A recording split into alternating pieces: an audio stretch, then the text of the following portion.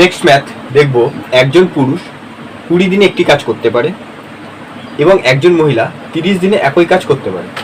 দুজন পুরুষ এবং 3 জন মহিলা কত দিনে কাজটা করবে? খুব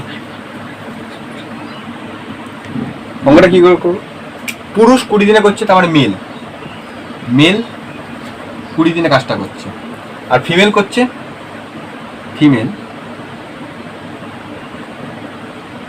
ফিমেল করছে 30 দিনে। তাহলে দুজন যদি একসাথে কাজ করে, একজন পুরুষ এবং একজন মহিলা যদি দুজন একসাথে কাজটা করে, তাহলে কতদিন টাইম নেবে?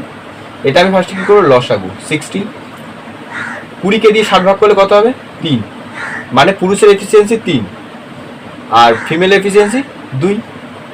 তাহলে এইবারে বলেছে দুজন পুরুষ একজনের এফিসিয়েন্সি 3 হয়, তো দুজনের পুরুষের এফিসিয়েন্সি কত হবে?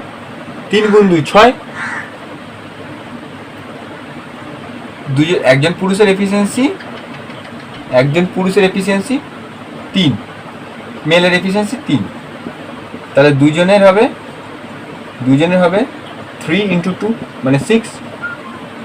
আর ফিমেল ফিমেলের এফিসিয়েন্সি 2, তাহলে 3 জনের এফিসিয়েন্সি কত হবে? 3 জনের এফিসিয়েন্সি হবে 6। 3 জন ফিমেল এফিসিয়েন্সি হচ্ছে 3 × 2 সেই 6। তারপরে এদের দুজন মেল আর 3 জন ফিমেল এফিসিয়েন্সি তাহলে কত হলো? 6 + 6 12 টোটাল এফিসিয়েন্সি। এইবার টোটাল কাজটা কত? টোটাল কাজটাকে এই যে লসাগুটাকে যেটা হয়েছে, এটা সবসময় টোটাল কাজ ধরবে, সব সময়ের জন্য টোটাল কাজ ধরবে।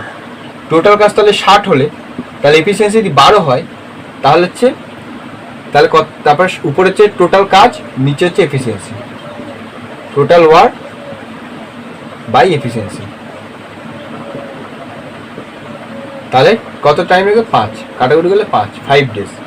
আনসার হচ্ছে 5 ডেজ। আমি আগে টাইমের নোট শিখিয়েছি, তো যদি বুঝতে না পারো ওই ভিডিওগুলো আরেকবার দেখে নিও, তাহলে বুঝে যাবে।